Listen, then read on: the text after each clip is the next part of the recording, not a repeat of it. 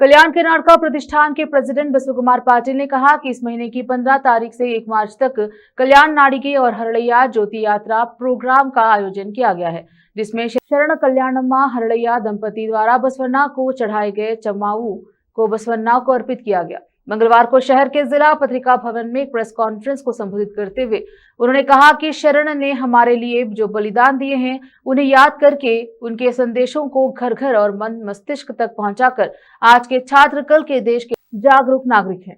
वे ही समाज को बेहतर बना सकते हैं और देश का निर्माण कर सकते हैं। इसलिए हमें उनकी उपलब्धियों को प्रोत्साहित करने के साथ साथ उन्हें देशभक्ति, संस्कृति और नैतिकता सिखानी चाहिए और उन्हें सभ्य बनाना चाहिए। हमें उन्हें उच्च मूल्यों को अपनाने और देश के अच्छे नागरिक बनने के लिए गाइड करना चाहिए। हमें खेती, पर्यावरण, सेहत, मेलजोल, एकता, सेवा और सहयोग जैसे जरूरी टॉपिक पर लेक्चर ऑर्गेनाइज करने चाहिए। हमें एक ऐसा यूनिवर्सल परिवार बनाना चाहिए जहां हर कोई एक दूसरे से प्यार करे और उनका सम्मान करे। हमें बुराइयों को भिक्षा देकर उन्हें अच्छाई की ओर ले जाकर इस संकल्प के साथ बुराइयों से भिक्षा मांगनी चाहिए। वचन एक महान जीवन के फॉर्मूले और मंत्र हैं। राजेंद्र रजानीकेरी ने कहा कि अभी शरण भाई प्रोग्राम में सफेद कपड़े पहने, अपने मोबाइल को एक दिन की छुट्टी दे और श्रद्धा से प्रोग्राम को हिस्सा ले। प्रोग्राम की सफलता के लिए डिसिप्लिन, टाइम मैनेजमेंट, संयम, सहयोग और सेवा की भावना जरूरी है। कृपया सभी का सहयोग करें। लंबी उम्र, सेहत, दौलत और मौका भगवान के दिए हुए आशीर्वाद हैं। इनमें से थोड़ा सा हिस्सा शरण की सेवा के लिए अलग रखें और भलाई के रास्ते पर चले। उन्होंने कहा कि एक ऐतिहासिक पल है। प्रेस कॉन्फ्रेंस में मल्लिकार्जुन पंचाक्षरी, धनराज भुइया, मल्लिकार्जुन बुका, बसवराज पाटिल, सिद्धಯ್ಯ कवाड़ी और दूसरे लोग उपस्थित रहे। कैमरामैन पपुराज का कवरेज। ಶರಣಭೂಮಿ ಬಸವ ಕಲ್ಯಾಣದವರೆಗೆ ಫೆಬ್ರವರಿ 15ರಿಂದ ಕಲ್ಯಾಣ ನಡಿಗೆ ಮತ್ತು ಹರಳಯ್ಯ ಜ್ಯೋತಿ ಯಾತ್ರೆ ಎನ್ನತಕ್ಕಂಥ ಯಾತ್ರೆ ಆರಂಭವಾಗ್ತಾ ಇದೆ. ಈ ಜ್ಯೋತಿ ಯಾತ್ರೆಯ ಧ್ಯೇಯ ವಾಕ್ಯ ಏನು ಅಂದರೆ ಶರಣು ಶರಣಾರ್ಥಿ. ಈ ಯಾತ್ರೆಯ ಉದ್ದೇಶ ಏನು ಅಂದ್ರೆ ಇವತ್ತು ಸಮಾಜದಲ್ಲಿ ಶಾಂತಿ, ನೆಮ್ಮದಿ, ಸೌಹಾರ್ದತೆ, ಸಾಮರಸ್ಯವನ್ನ ಬಿತ್ತಬೇಕು.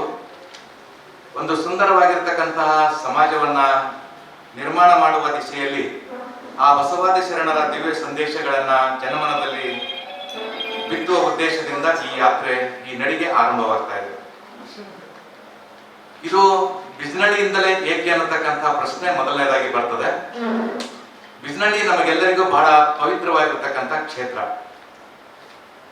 ಬಹುಶಃ ತಮಗೆಲ್ಲರಿಗೂ ಗೊತ್ತಿದೆ ಅಂತ ನಾನು ಭಾವಿಸಿಕೊಂಡಿದ್ದೇನೆ. 12ನೇ ಶತಮಾನದಲ್ಲಿ ಶರಣ ಕಲ್ಯಾಣಮ್ಮ ಮತ್ತು ಶರಣ ಹರಳಯ್ಯನವರು ತಮ್ಮ ತೊಡೆಯ ಚರ್ಮವನ್ನ ತೆಗೆದು ಗುರು ಬಸವಣ್ಣನವರಿಗೆ ಪಾದರಕ್ಷೆ ಒಂದೊಂದು ಸಂಕಲ್ಪಗಳನ್ನ ಮಾಡ್ಕೊಳ್ತಾ ಇದ್ದಾರೆ. ಸುಮಾರು 15 ವರ್ಷದಿಂದ 2010ರಿಂದ ಇಲ್ಲಿವರೆಗೆ ಮಕ್ಕಳ ಮಹಾಮನೆಯನ್ನು ಮಾಡಿಕೊಂಡು ಅನೇಕ ಪ್ರೌಢಶಾಲೆಗಳಿಗೆ ಭೇಟಿ ಕೊಟ್ಟು ಅಲ್ಲಿನ ಬಡ ಪ್ರತಿಭಾವಂತ ಮಕ್ಕಳನ್ನು ದತ್ತು ತೆಗೆದುಕೊಂಡು ಆ ಮಕ್ಕಳಿಗೆ 2 ವರ್ಷ ವಿಶೇಷವಾಗಿ ವಸತಿಯನ್ನು ಕಲ್ಪಿಸಿ ಅವರ ಭವಿಷ್ಯವನ್ನು ನಿರ್ಮಾಣ ಮಾಡ್ತಕ್ಕಂಥ ಒಂದು ಕೆಲಸ. ಅಷ್ಟೇ ಅಲ್ಲ, 2010ರಿಂದ ಇಲ್ಲಿವರೆಗೆ ಈ ಫಲಿತಾಂಶ ಸುಧಾರಣೆಗೆ ಸಾಕಷ್ಟು ಮಕ್ಕಳನ್ನು ಉದ್ದೇಶಿಸಿ ಮಾತನಾಡಿ ಅವರಿಗೆ ಒಂದು ಪ್ರೇರಣೆ, ಧೈರ್ಯವನ್ನು ಕೊಡ್ತಾ ಬಂದಿದ್ದಾರೆ. ಹೋದ ವರ್ಷ ವಿಶೇಷವಾಗಿ 34 ಶೈಕ್ಷಣಿಕ ಜಿಲ್ಲೆಗಳಲ್ಲಿ ಮಕ್ಕಳ ಒಂದು ಆತ್ಮಸ್ಥೈರ್ಯವನ್ನು ಹೆಚ್ಚು ಮಾಡಲಿಕ್ಕೆ, ಅವರಲ್ಲಿರ್ತಕ್ಕಂಥ ಕೆಲವೊಂದು ಇನ್ಫೀರಿಯರಿಟಿ ಕಾಂಪ್ಲೆಕ್ಸ್, ಕೀಳರಿಮೆಯನ್ನು ಹೋಗಲಾಡಿಸಲಿಕ್ಕೆ ಇಡೀ ಕರ್ನಾಟಕದಾದ್ಯಂತ ಸುಮಾರು 50,000 ಪ್ರತಿಷ್ಠಾನದ ಅಧ್ಯಕ್ಷರಾಗಿರುವಂತಹ ಶರಣ ಸಹೋದರ ಬಸವ ಪಾಟೀಲ್ ಅಣ್ಣವರು ಹಾಗೂ ಪಂಡಿತ್ ಬಾಳೂರು ಅಣ್ಣವರು ಇಬ್ಬರು ಕಾರ್ಯಕ್ರಮದ ಮೂಲ ಉದ್ದೇಶಗಳನ್ನು ತಮ್ಮ ಮುಂದೆ ತಿಳಿಸಿದ್ದಾರೆ. ಈಗಾಗಲೇ ತಮಗೆ ಈ ಒಂದು ಪ್ರಕಟಣೆಯಲ್ಲಿ ತಿಳಿಸಿರುವಂತೆ ಸುಕ್ಷೇತ್ರ ಬಿಜ್ನಳ್ಳಿಯಿಂದ ಶರಣಭೂಮಿ ಬಸವ ಕಲ್ಯಾಣವರೆಗೆ ದಿನಾಂಕ 15/2/2026ರಿಂದ 1/3/2026ರವರೆಗೆ ನಡೀತಿರುವಂಥ ಈ ಒಂದು 15 ದಿವಸದ ಕಾರ್ಯಕ್ರಮದ ರೂಪುರೇಷೆಗಳನ್ನು ತಮ್ಮ ಮುಂದೆ ಇಟ್ಟಿದ್ದಾರೆ.